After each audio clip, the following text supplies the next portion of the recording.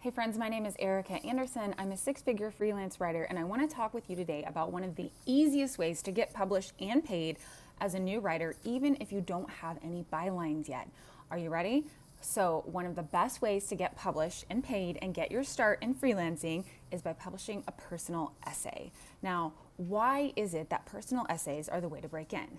Well, the first reason is because your story is so unique. Nobody has a story like yours, and nobody can tell it in the voice that you can tell it in.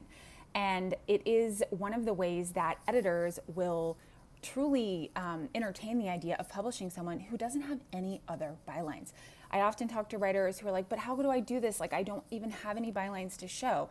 And the reality is that editors actually don't care. If you have a good idea and you're a decent writer, you can get published. And I've seen it happen time and time again. And so today I'm going to tell you a few headlines of some actual personal essay articles that were bought and paid for by very new writers. If some of them hadn't even been published before. So headlines that sold. When I lost my phone, I lost my brother all over again. That was published in Quartz. Number 2, what I learned from having vitiligo. That was in Teen Vogue. I don't even know what that is, but it's apparently some kind of health condition. So thinking about things like that. Number 3, yoga teachers need a code of ethics. That was in the New York Times. Number 4, how I went from dropout to Ivy League graduate. That was in the New York Daily News. Number 5 ways to understand toddlers. That was in the Washington Post. And number 6, why being a hairstylist honors my Jewish family traditions. That was in the Jewish Forward. Now, those are just very few examples, some of which I took from the book, The Byline Bible by Susan Shapiro, which is an extremely helpful book for getting it together to publish a personal essay, and it will inspire you. So I totally encourage you to go grab a copy of the Byline Bible. But essays are something that not everyone has your story, not everyone has your perspective, not everyone lives where you live, and you can always find that unique signature spin to put on whatever your story is so that it stands out. So a few personal essay tips I wanted to offer you today. As I already said, your story is one of the easiest things to sell because nobody else has it. Don't neglect your story. It's worth sitting down, spending some time, and writing down all the things that have happened to you and how they might be able to be turned into a personal essay. Number 2, make it special. Find that one little detail that gives it a signature spin. So was it somewhere interesting? Was there someone unexpected that came into the story? Did you do something that's a little different? How can you make your story a little bit different than someone else who may have gone through the same thing? Number 3, make it timely and universal. Connect it to something cultural and trending. As much as we all love to just, kind of free write and kind of put our stuff down on paper in order to get it published, it does need to be connected to a larger universal theme. And that's actually a lot easier than you might think.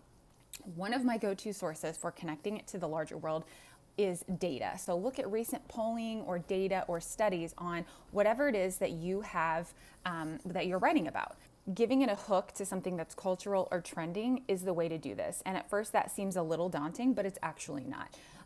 Go through your calendar, figure out what's coming up, what events, what recurring things. Is there a speech coming up? Is there a holiday coming up? How can you make this relevant to something else that's happening to other people? Because the whole idea is you want to make sure other people are interested in reading it and find relatability. Number 4, be able to answer clearly why your essay belongs in the place that you pitched it. Now, Susan Shapiro in her book recommends that you read at least 20 personal essays or essays in the publication that you're pitching. That's a lot. However, if you are able to do that, you will really get a feel for what kinds of essays they like and the way the editors edit the pieces. And so that way, when you pitch the article and you send the draft, you know that you're spot on the kind of style and approach that particular publication likes. Now, of course, this can be very time consuming at first, but it's really worth it if you want to set a foundation and get digging in. Of course, the more you do things like this, the faster you get at being able to sort of come up with the style that they need and put it in those kind of words and terms. And lastly, be controversial, odd, or heterodox.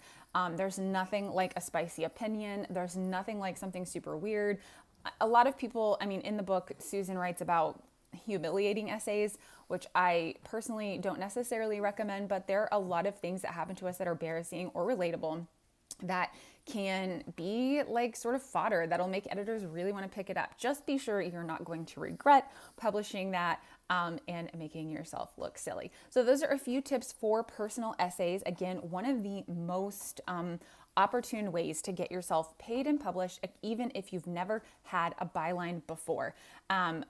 Additionally, I would say be thinking about for geographical publications, you can really pitch something that's more like if there's a magazine that's centered in the Midwest and you have a Midwestern experience. I know that the New York Times, or sorry, the Wall Street Journal actually has like a section that's like dedicated to different geographical areas. So if you do a little digging, you can definitely find publications that are really going to match the personal essay experience that you want to write about. So I encourage you, subscribe to my channel for more tips. Give me a follow on Instagram at Pitch and Publish. And if you're interested, you can get my 10 tips to getting paid and published in 2023 and beyond by just clicking the link down there, pitchandpublish.co. I've got it for you.